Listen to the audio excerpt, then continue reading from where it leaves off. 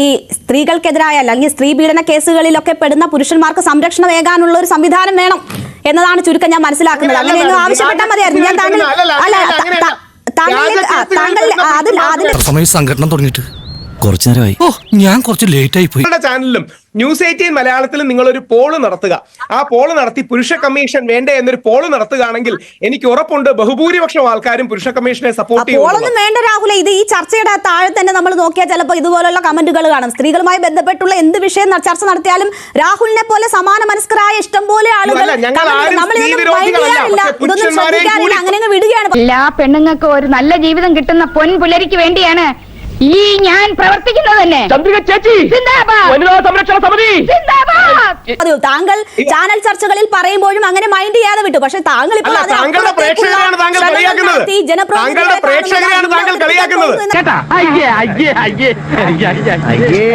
നിവിൻ പോളിക്ക് എതിരെ വ്യാജ പരാതി കൊടുത്ത കുട്ടിക്ക് എതിരെ ഒരു FIR ഇടാത്തത് എന്താണെന്ന് ചോദിക്കാത്തത് കൊണ്ടാണ് ഇന്ന് രാവിലെ ഞങ്ങൾക്ക് പോലീസ് നോട്ടീസ് തന്നു ഒരു വെള്ളക്കടലാസിൽ.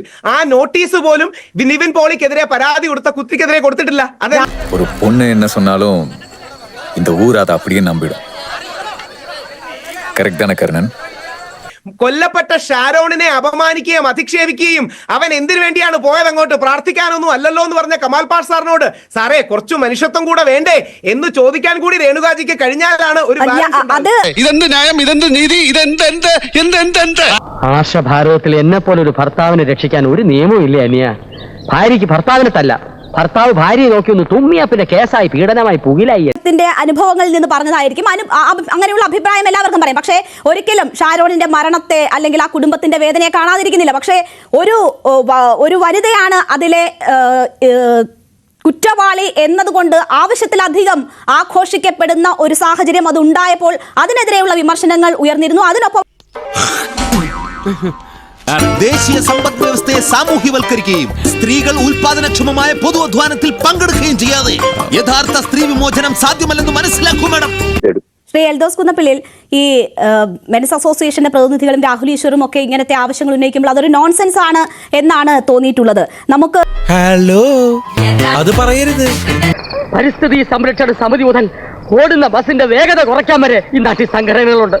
അടിച്ചമർത്തപ്പെട്ട ഒരു ഭർത്താവിന്റെ വികാരം മനസ്സിലാക്കി മനസ്സിനെ ആശ്വസിപ്പിക്കാൻ ഈ നാട്ടിൽ സംഘടനയില്ല, സമിതികളില്ല. സംഘടന ഉണ്ടാക്കാം, കാലത്താവട്ടെ. ബലാത്സംഗത്തിന് ദിലീപ് കൊട്ടേഷൻ കൊടുത്തു എന്നുള്ളത് ഇവിടെ എല്ലായിടത്തും മാധ്യമങ്ങളിലും വന്നതാണ്. പോലീസ് വെറുതെ അല്ല 190 ദിവസം പിടിച്ചിട്ട് ജയിലിട്ടത്. ഇവരൊക്കെയാണ് നിയമത്തെ കുറിച്ച് പറയുന്നത്. അങ്ങനെയാണെങ്കിൽ നമ്പിനാരായണൻ 50 ദിവസം ജയിലിൽ കിടന്നില്ലേ? നമ്പിനാരായണൻ ചാരനായോ? എന്ത് ലോജിക്കാണ് മാഡം? നമ്പിനാരായണൻ അതിന് രാഹുൽ ഈശ്വറിനെതിരെ കേസ് കൊടുക്കാൻ സാധ്യതയുണ്ട്. ദിലീപിനെ നമ്പിനാരായണൻ തമ്മിൽ താരതമ്യപ്പെടുത്തി. നമ്പിനാരായണനെ എനിക്കറിയാം, നേരിട്ട് കണ്ടിട്ട് പോലുമില്ലോ. എനിക്ക് വ്യക്തിപരമായി അറിയുന്ന ആളാണ്. ഇതേപോലെ അപക്വമായ അറിവുള്ളവരാണ്. ദിലീപ് 90 ദിവസം ജയിലിൽ കിടന്നില്ലേ? അതുകൊണ്ട് കുറ്റവാളിയാണ്. മാധ്യമങ്ങളിലെല്ലാം വന്നു. നമ്മള് കൊടുക്കത്ത ഫാനായി പോയിട്ടാ. SLC വരെ പഠിച്ചെന്താ കഷ്ടിച്ച് അതാണ് ഒടുക്കത്തെ വിവരമാണ് പറഞ്ഞില്ല. ഫെമിനിസ്റ്റ് ഞങ്ങൾക്ക് സന്തോഷമാണ്. ദിലീപ് കുറ്റവാളി അല്ലാന്ന് കോടതി വിളിച്ചോ? ദിലീപ് കുറ്റവാളിയാണെന്ന്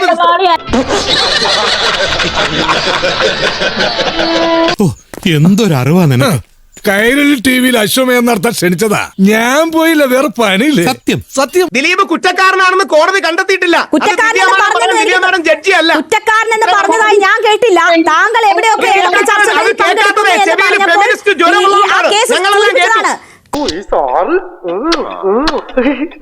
ലക്ഷത്തിൽ ഒന്നേ കാണും ഇതുപോലൊരു ഐറ്റം.